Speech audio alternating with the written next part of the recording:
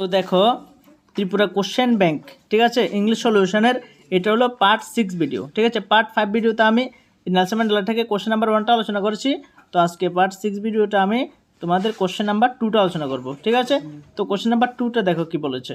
Question number 2টার মধ্যে বলেছে যে হোয়াই মানে কেন, were the two national anthem sang, ঠিক আছে। তো ন্যাশনাল মানে হচ্ছে জাতীয়, ন্যাশনাল মানে জাতীয়, অ্যান্থাম মানে সঙ্গীত, জাতীয় সঙ্গীত, সাং মানে গাওয়া হয়েছিল, টু মানে দুইটা, হোয়াই মানে কেন। তো হোয়াই যেহেতু দুইটা আছে প্লুরাল, এর লাগে অয়ার হয়েছে, বুঝছো নি। তো কি বলছে দেখো, হোয়াই অয়ার, দেখো অন্য কথা কবে না, দেখো why are two national anthem, কেন দুইটা জাতীয় সঙ্গীত। তো মানে আরেকবার পড়ছে কোশ্চেনটা, why are the two national anthem sung, why মানে কেন, টু মানে দুইটা জাতীয় সঙ্গীত, ন্যাশনাল মানে জাতীয়, অ্যান্থাম মানে সঙ্গীত, সাং মানে গাওয়া হয়েছিল, ঠিক আছে।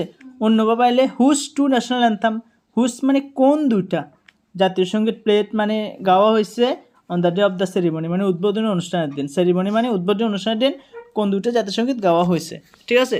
তো কোশ্চেন ব্যাংকে শুধু হোয়াইটা দিয়েছে মানে কেন, তো আমরা কোন দুইটা জাতীয় সঙ্গীত এটাও একবার শিখে নেব, ঠিক আছে। তো দেখো বোথ মানে উভয়, কোনটা কোনটা, the old and the new anthem, national anthem, ঠিক আছে। বোথ মানে দুইটাই, একটা ওল্ড অ্যান্ড আর একটা নিউ ন্যাশনাল অ্যান্থাম, একটা হলো পুরানো, একটা হলো নতুন জাতীয় সঙ্গীত।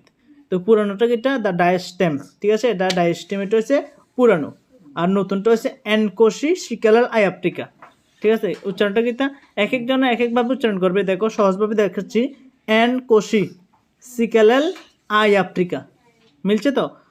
আর বিং প্লেট মানে গাওয়া হয়েছে on the day of the ceremony মানে উদ্বোধন অনুষ্ঠানের দিন। তাহলে কোন দুটো জাতীয় সঙ্গীত গাওয়া হয়েছে বুঝছো তো। তো তোমরা যদি শুধু কেন শিখবা তাহলে এখান থেকে দিতে পারবা যে টু থেকে, টু ন্যাশনাল অ্যান্থাম। আর যদি কোশ্চেনে অন্যভাবে আসতে পারে যে কোন দুইটা জাতীয় সঙ্গীত, তাহলে একবার প্রথমটা দিয়ে দিবে, এই লাইনটা দিবে আর কি, যে বোথ মানে উভয়, ওল্ড আর নিউ অ্যান্থাম, একটা হচ্ছে ডায়াস্টেম আর একটা হচ্ছে অ্যানকোশি সিকালাল আয়াপ্টিকা, ঠিক আছে। তো এইবার এই প্রথম লাইনটা দিয়ে দিলে ভালো হবে আর কি। দেখো তাহলে একবার পড়ছি যে both old and new national anthem, the Die Stem and the Nkosi Sikelel iAfrika are being played, played মানে এমনি প্লে মানে খেলা, আর এখানে প্লেট মানে পালন করা হয়েছে, বাজানো হয়েছে আর কি। একটা হচ্ছে on the day of the সেরিমনির দিন, সেরিমনি মানে কি, উদ্বোধনী অনুষ্ঠান, উদ্বোধনী অনুষ্ঠান, ঠিক আছে। এবার দেখো তারপরে টু ন্যাশনাল অ্যান্থাম, দুইটা জাতীয় সঙ্গীত, অয়ার সাং মানে গাওয়া হয়েছে বাই দ্য পিপল মানে মানুষের দ্বারা, বাই মানে দ্বারা, পিপল মানে কার দ্বারা, মানুষের দ্বারা, টু শো মানে দেখানোর জন্য, the fact that, the fact মানে এই জিনিস, ড্যাট তো যে জিনিস, যে ইচ গ্রুপ মানে প্রত্যেক দল, একটা হচ্ছে কিতা দুইটা দল গাইছে, দুইটা হলো কিতা, একটা হচ্ছে ইথনিক ব্ল্যাক আফ্রিকানস, একটা হচ্ছে কিতা ইথনিক ব্ল্যাক আফ্রিকানস অ্যান্ড এবং দ্য হোয়াইট স্কিনড ইউরোপিয়ান সেটেলার, আর একটা হচ্ছে হোয়াইট স্কিন ইউরোপিয়ান সেটেলার, দুইটা দলে গাইছে, একটা হচ্ছে ইথনিক ব্ল্যাক আফ্রিকান অ্যান্ড মানে এবং আরেকটা হচ্ছে the white skin European settler, বুঝছি তো। হ্যাড কাম টু অ্যাকসেপ্ট মানে এসেছে, অ্যাকসেপ্ট মানে গ্রহণ করার জন্য, অ্যান্ড মানে এবং রেসপেক্ট মানে সম্মান করার জন্য, ইচ আদার একে অপরকে, বুঝতে পারছো তো। তো শুধু এদ্দুর দিবা আর লাগতো না, ঠিক আছে। তো প্রথম থেকে এদ্দুর দিবা, আবার প্রথম থেকে পরে আছে দেখো, both the old and new national anthem, একটা হচ্ছে the Stem and Nkosi Sikelel iAfrika are being played on the day of the সেরিমনির দিন গাওয়া হয়েছে, ঠিক আছে। টু ন্যাশনাল অ্যান্থাম দুইটা জাতীয় সঙ্গীত আর সাং গাওয়া হয়েছে বাই দ্য পিপল মানুষের দ্বারা, টু শো দ্য ফ্যাক্ট এই জিনিস মানুষের দ্বারা গাওয়া হয়েছে, এই জিনিসটা দেখানোর লাগে যে দুইটা দলই, একটা হচ্ছে ইথনিক ব্ল্যাক আফ্রিকান এবং একটা সাদা চামড়ার মানুষেরা, তারা এসেছে এখানে একে অপরকে গ্রহণ করার জন্য এবং একে অপরকে সম্মান করার জন্য, এই কারণে দুইটা জাতীয় সঙ্গীত গাওয়া হয়েছে আর কি, বুঝছো নি।